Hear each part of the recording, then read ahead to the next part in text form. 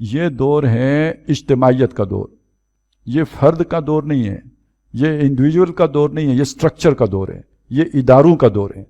اگر ادارہ کوئی ریاست کا ادارہ، ریاست خود ایک ادارہ ہے، پھر اس کے آگے ادارے، اگر ریاست بطور ادارہ بحیثیت مجموعی غلط رخ پہ جا رہی ہو، آپ کا اپنی جگہ پہ اچھا بن کے رہنا ممکن ہی نہیں ہے۔ ہمارا دین ہے، ہمارے زندگی کے ہر گوشے کے بارے میں ہمیں رہنمائی دیتا ہے کہ نہیں دیتا؟ صرف استنجا کرنا سکھاتا ہو، نمازیں پڑھنا سکھاتا ہو تو پھر تو بات ہو رہے۔ اگر اس نے زندگی کے تمام شعبہ جات کے بارے میں ہمیں رہنمائی دی ہے تو اس کا مطلب ہے کہ ہمارا زندگی کے دین زندگی کے تمام گوشوں پر محیط ہے۔ اب زندگی کے وہ گوشے کہ جو اجتماعیت کے جبر تلے ہیں، وہ انفرادیت جو ہے ان پر مؤثر ہے ہی نہیں، ان پر بھی جب تک دین غالب نہیں ہو جاتا اس وقت تک مجھے بتائیے پھر ایک فرد کیسے دین پر عمل کا پیرا ہو سکتا ہے؟ ممکن ہی نہیں ہے اس کے لیے۔ لہٰذا نبی صلی اللہ علیہ وسلم کی مقصد بعثت میں یہ چیز شامل رکھی گئی، اگرچہ کہ اس دور میں دین پر عمل اپنے پورے سٹرکچر کو ٹھیک کیے بغیر بھی ممکن تھا، ہمارے دور میں اب ممکن نہیں ہے۔ اور آپ چونکہ رسول تھے تا صبح قیامت، لہٰذا آپ کے ذمہ وہ اس دور میں بھی کام لگایا گیا تاکہ آپ وہ دین کو قائم کر کے دکھا دیں اور ایک پورا سٹرکچر توحید کی بنیاد پر کھڑا کر دیں تاکہ اس کا ہر کل پرزہ اس توحید کا حصہ بن جائے، نیکی کرنا آسان ہو جائے اور برائی کرنا مشکل ہو جائے۔ نہیں تو ایک مشرکانہ سٹرکچر میں، ایک طاغوتی سٹرکچر کے اندر آپ توحید پر عمل پیرا ہو ہی نہیں سکتے۔ آپ کی زندگی کے وہ پہلو جو اجتماعیت سے متعلق ہیں اس میں لازماً گمراہی ہوگی اور برائی ہوگی۔ جیسے آج سود کا معاملہ ہے، آپ جو چاہیں سود سے آپ بچ نہیں سکتے۔ اسی طرح اور بہت سی چیزیں ہیں جن کو ہم کھولیں تو بہت سارا وقت لگ جائے۔ موٹی بات یہ سمجھ لیجئے، اس کے بغیر آپ کا جو ہے انفرادی عبادت کے تقاضے بھی پورے نہیں ہو سکتے۔ ایک اور بات سوچ لیجئے، ایک علامہ اقبال نے کہی ہے، اس لیے میں آپ کو بتا رہا ہوں، عہد حاضر ملک الموت ہے تیرا کہ جس نے قبض کی روح تیری دے کے تجھے فکر معاش۔ جس بندے کی ضرورتیں پوری نہ ہوں، جو بھی آپ کا سٹرکچر ہو اتنا ظالمانہ ہو کہ آپ کی بنیادی ضرورتیں نہ پوری ہو رہی ہوں، ان لوگوں کے ذہنوں میں، سوچوں میں روٹی کی سوچ آئے گی یا اللہ کی سوچ آئے گی، آخرت کی سوچ آئے گی؟ وہ تو ہر وقت اپنی اسی سوچ، اسی چکر میں پڑے ہوئے ہوں گے۔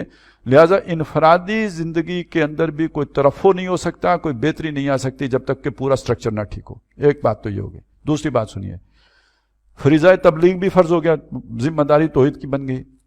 آج کے دور میں مؤثر تبلیغ ہو ہی نہیں سکتی جب تک کہ پورا ریاست کا ادارہ آپ کے تابع نہ ہو، وہ تبلیغ کا حق نہ ادا کر رہا ہو۔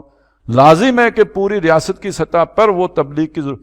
اب دیکھیں نا، ہم یہاں پہ کتنے بندے بیٹھے ہیں اور اس وقت جو ریاست کے ابلاغی ادارے ہیں وہاں سے کیا نشر ہو رہا ہوگا؟ ابھی کل پرسوں جو سرکولر آیا ہے ایک لوکل ایڈمنسٹریشن کا، شاید ظاہر پالیسی تو وہ اسٹیٹ کی ہے کہ جی یہ فلانی سے فلانی تاریخ تک یہ سب کچھ بند رہے گا، تو گھروں سے باہر نہیں نکلنا چاہیے۔ یہ وہ ہم نے ذرائع ابلاغ کو ہدایت کی ہے کہ اس دوران جو ہے وہ فلمیں زیادہ دکھائیں تاکہ لوگ گھروں میں مصروف ہیں۔ تو جناب آپ نے رمضان میں سنا ہے قرآن، اب جناب 10 سے 15 مئی تک جا کے دیکھیں فلمیں، تو زیادہ اثر کس کا ہوگا؟ یہ سارا دھل جائے گا، یہ سارا بہہ جائے گا۔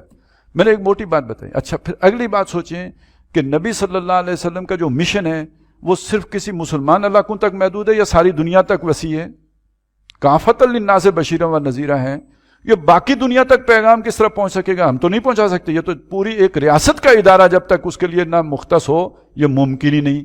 تو سمجھ لیجئے کہ جب آج کے دور میں جب تک ایک ریاست کامل طور پر توحید پر کھڑی نہ ہو جائے اس وقت تک نہ انفرادی طور پر کسی بندے کے لیے کامل بندہ بننا ممکن ہے اللہ کا، اور نہ ہی تبلیغ کا اور شہادت علی الناس کا حق ادا کرنا ممکن ہے۔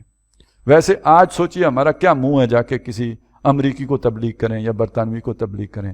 ان کی قرضوں پہ پلتے ہیں، پھر انہیں ہماری ساری کرتوتیں معلوم ہیں۔ اس کردار کے ساتھ کسی کو ہم کیا اللہ کے دین کی بات کر سکتے ہیں؟ تو اس لیے پوری ایک ریاست کا جو ہے سطح پہ توحید کو قبول کرنا یہ لازم ہے، اور یہ مضمون ہے سورہ شورى کا۔ یہ پورا آپ دیکھیں کس تدریج کے ساتھ لے کے چلیں۔ خود اللہ کے بندے بنو، اللہ ہی سے مانگو، اس کے علاوہ کسی سے نہ مانگو، اللہ ہی کی طرف بلاؤ، اور اس نظام کے اندر زندگی بسر کرو جو پورے کا پورا اللہ کی فرما برداری پر استوار ہو. اور اگر وہ نہیں ہے، جو سٹرکچر ہے اسے توڑو اور اس کی جگہ اللہ کا نظام لے کے آؤ. فق و کل نظام شاہ ولی اللہ کا نعرہ تھا. ہر نظام توڑ دو، یعنی جو غیر اللہ کا بنایا ہوا نظام ہے اس کو توڑ کے اس کی جگہ پہ اللہ کا نظام لے کے آؤ. یہ آپ کی اس توحید کا تقاضا ہے. اگر آپ ایک ایسے سٹرکچر کا حصہ ہیں جس میں کہ غیر اللہ کا بنایا ہوا وہ سارا کل پرزے ہیں اور اس میں مطمئن زندگی بسر کر رہے ہیں اور اسی میں اپنے لیے گنجائش نکال رہے ہیں پھلنے کی، پھولنے کی، کاروبار وسیع کرنے کی، دنیا بنانے کی، تو اس کا لازمی مطلب ہے کہ آپ اس پر راضی ہیں، راضی برضائے طاغوت ہیں، راضی برضائے غیر اللہ ہیں. تو کدھر گئی آپ کی توحید؟ اور اب لوگ کہتے ہیں جی تعبیر کا صحیح تقاضا تو یہ ہے کہ آپ خود اپنی آخرت بنائیں. بھئی جب تک یہ نہیں ٹھیک کیا جائے گا تو آخرت کیسے بنے گی؟ اس کو ٹھیک کرنے کی کوشش کریں گے کم از کم تو آپ کی آخرت کا بھی بھلا ہوگا، وگرنہ آپ کی آخرت بھی نہیں بن سکتی.